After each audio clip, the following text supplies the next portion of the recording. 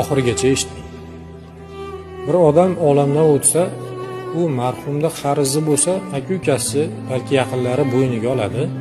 Bir xonadonda janoza bo'layotgan emish. Domla janoza o'qishdan oldin marhumda qarzlari bo'lsa, insonlardan oldi berdi desa bo'lsa, kim bo'yniga oladi? Janozani boshlaymiz desa, birinchi qatorda turgan aka-ukalari hech kim bo'yniga olmagan emish. Jim turishgan emishda. Shu vaqt jamoatning ichidan bir inson chiqib, bu odam mendan $10,000 qarzi bor. O'shani bersin, keyin janoza o'qiysiz. Hech kim bo'yniga olmadi.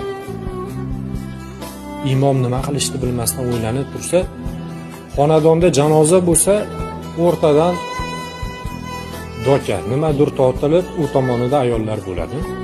O'sha tomondan bir ayol hech kim bo'yniga olmagan bo'lsa, qarzini men to'layman. Men bo'ynimga olaman. Domla hayron bo'lib, aka-ukalari bo'yniga olmadi. Siz kim bo'lasiz? Men shu inson sabab farzandli bo'ldim. Farzand ko'paytirdim.